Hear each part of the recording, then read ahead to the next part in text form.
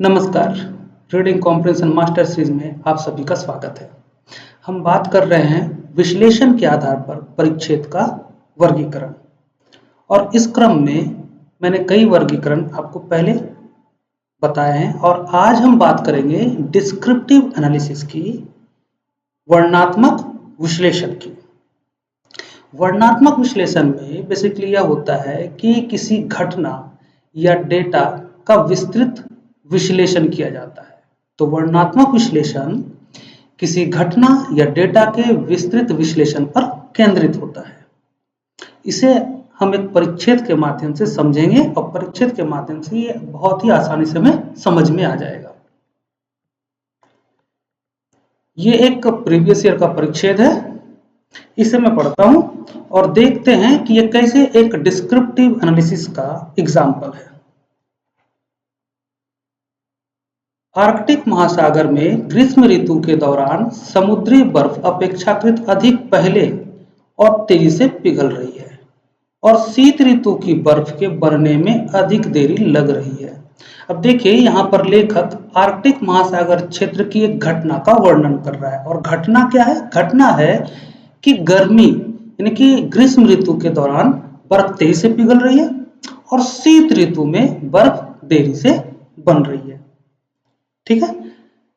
आगे कह रहा है कि पिछले 3 दशकों में ग्रीष्म ऋतु की बर्फ का परिमाण लगभग 30% तक घट गया है। अब देखिए, एक डेटा भी दे रहा है। लेखक ने जो बात कही उससे संबंधित वह एक डेटा देकर के अपनी बात की पुष्टि कर रहा है। क्लियर है? अब देखो, लेखक कह रहा है कि ग्रीष्म ऋतु के दौरान समुद्री जो बर्फ है पहले की तुलना में तेजी से पिघल रहा है और शीत ऋतु में देरी से बन रहा है। शीत ऋतु में देरी से क्यों बन रहा है? बर्फ क्या कह रही है कि मैं जमूंगी ही नहीं? ऐसा तो नहीं है ना, बर्फ कह रही है मैं जमूंगी ही नहीं। तो इस वजह से देरी से बन रहा होगा, क्योंकि शीत ऋतु को आने में ही देरी हो रही होगी। समझ गए? अब देखो, ये समझो कि लेखक ये बातें कह क्यों रहा है।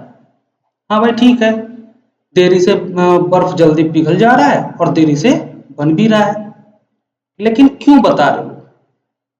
इसका क्या परिणाम होगा? हमारे दिमाग में ही तो प्रश्न उठेगा ना कि आखिर इस घटना का परिणाम क्या है।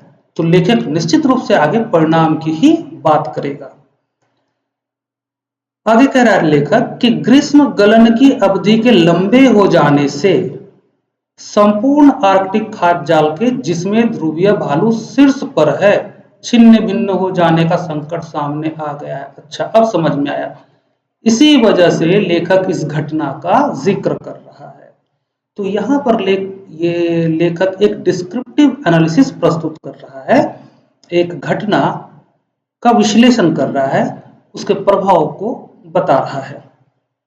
प्रभाव क्या है कि ग्रीष्म गलन की अवधि के लंबे हो जाने से, हमने देखा ना कि बर्फ ग्रीष्म ऋतु में तेजी से पिघल रही है और शीत ऋतु में देर से बन रही है, क्योंकि शीत ऋतु देर से आ रही है। तो अवधि लंबी हो गई और इसका प्रभाव क्या पड़ रहा है? वहां का जो खाद्य जाल है, आर्कटिक क्षेत्र का जो खाद्य जाल है, वह संकट में आ गया। खाद्य जाल संकट में आ जाने का मतलब है कि सभी जीव जंतु जो उस खाद्य जाल में शामिल हैं वो संकट में है। लेकिन लेखक ने ध्रुवीय भालू जो शीर्ष पर है उसका विशेष उल्लेख किया है। सभी का तो नहीं कर सकता ना, लेकिन जो शीर्ष पर है उसका विशेष रूप से उल्लेख कर दिया है कि ध्रुवीय भालू शीर्ष पर है और छिन्न भिन्न हो जाने का संकट है।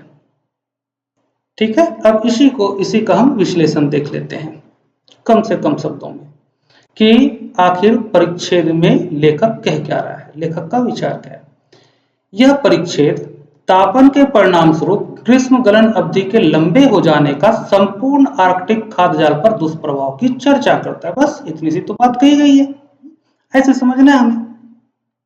अब तो मुझे लगता है आप लोगों को भी हैबिट हो गई होगी ना, काफी कुछ समझ गए होंगे कि कैसे हो रहा है। फिर भी लगातार जुड़े रहिए, क्योंकि एग्जामिनेशन हॉल का प्रेशर बहुत ज्यादा होता है, इसलिए आप में हैबिट आ जानी चाहिए ऐसे परिच्छेद से डील करने की। प्रैक्टिस से हैबिट बनेगी। प्रैक्टिस क्यों करते हैं हम? ताकि वो हैबिट में शामिल हो जाए, और जो चीज हैबिट में शामिल हो जाती है उसको करने में हमें एफर्ट नहीं लगाना होता है। इसलिए आप यह नहीं समझें कि अब तो मैं समझ गया, अब तो मैं समझ गई, अब रहने देते हैं, नहीं, थोड़ा तो टाइम लगता है ना। लगातार प्रैक्टिस करते रहो ताकि ये आपके हैबिट में पूरी तरह से आ जाए, आपके रोम रोम में इस तरह से बस जाए कि आप एग्जामिनेशन हॉल में बिना पैनिक हुए, बिना टेंशन में आए और बिल्कुल आराम से सीसेट क्वालिफाई कर पाए, परिच्छेद के साथ अच्छे से डील कर पाए, क्योंकि परिच्छेद ही आपको सीसेट पास कराएगा। क्लियर है?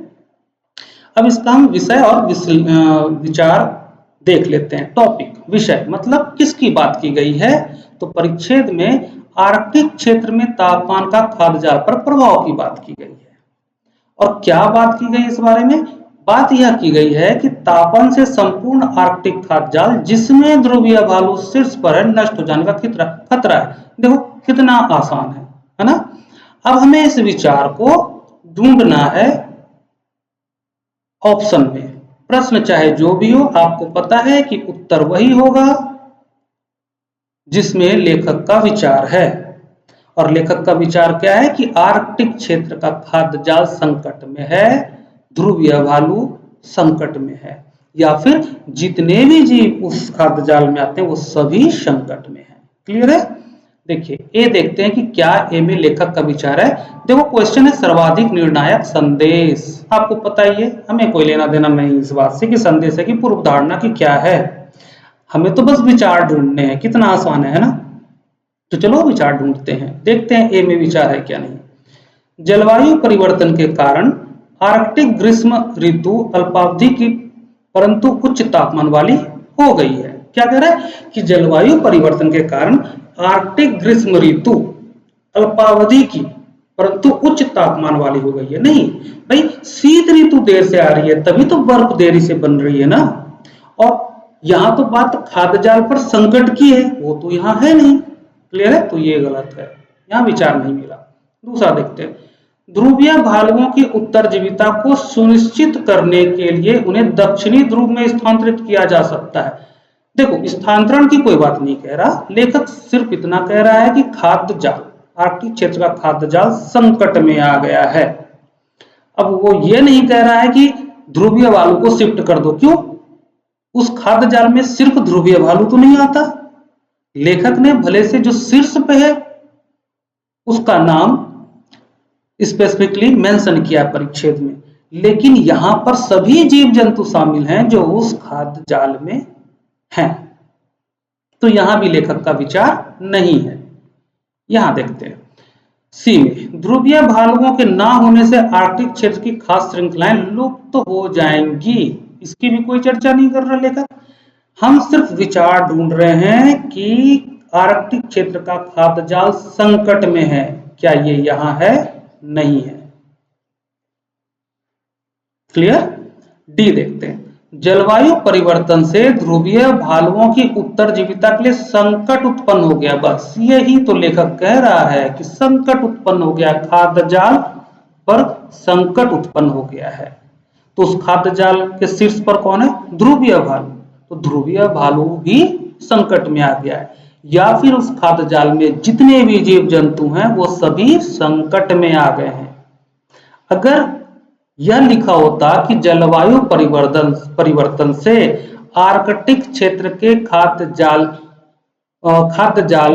के तहत आने वाले सभी जीव जंतु संकट में आ गए हैं, तो सही होता, क्योंकि लेखक यही कह रहा है। क्लियर है? तो हमारा जो विचार है, लेखक का जो विचार है, वो विचार कहाँ मिल रहा है? डी में। तो डी सही उत्तर है और आपको पूरा भरोसा हो गया है कि डी सही उत्तर है। परिच्छेद के जो उत्तर होते हैं, कॉम्प्रिहेंशन के जो उत्तर होते हैं, वो वेरी नहीं करते पर्सन टू पर्सन। इस बात को मैंने बहुत बार रिपीट किया है, तो आप इस भ्रम में नहीं पड़िएगा। पर्सन टू पर्सन वेरी नहीं करता है। जिस तरह से मैथ का एक एग्जैक्ट उत्तर आता है, उसी तरह से परिच्छेद में भी एक ही उत्तर आता है। और डी सर्वाधिक निर्णायक संदेश नहीं है एक्चुअली में। यहां पर डी ही एक संदेश है जो परिच्छेद से निकल के आ रहा है। ए संदेश नहीं है, बी संदेश नहीं है, सी संदेश नहीं है, सिर्फ और सिर्फ डी ही संदेश है। तो मेरे अकॉर्डिंग क्वेश्चन कुछ इस प्रकार से हो सकता था कि उपर्युक्त परिच्छेद से निम्नलिखित में से कौन सा संदेश व्यक्त होता है, दैट्स ऑल, इससे ज्यादा कुछ नहीं। लेकिन ठीक है, ये पूछने का तरीका यूपीएससी ने इजाद किया है तो ठीक है, सर्वाधिक निर्णायक संदेश। फिर हम कभी बात करेंगे कि आखिर यूपीएससी सर्वाधिक निर्णायक या सर्वाधिक तर्कसंगत जैसी बातों को लिख ही क्यों रहा है, इसके पीछे क्या माइंडसेट होगा, इसके पीछे की साइकोलॉजी क्या होगी। क्योंकि जब तक ये सारी बातें आप नहीं समझोगे, साइकोलॉजी को नहीं समझोगे, तो आप डिसीजन कैसे लोगे, आप कैसे समझ पाओगे सिचुएशन को, और जब तक ठीक से आप सिचुएशन नहीं समझोगे तो आप डिसीजन कैसे लोगे। और एक आईएएस, आईपीएस, आईआरएस या फिर यूपीएससी के अंतर्गत जो भी सर्विसेज आ रहे हैं उसके साथ आप न्याय कैसे करोगे, क्योंकि वहां तो यही करना है आपको।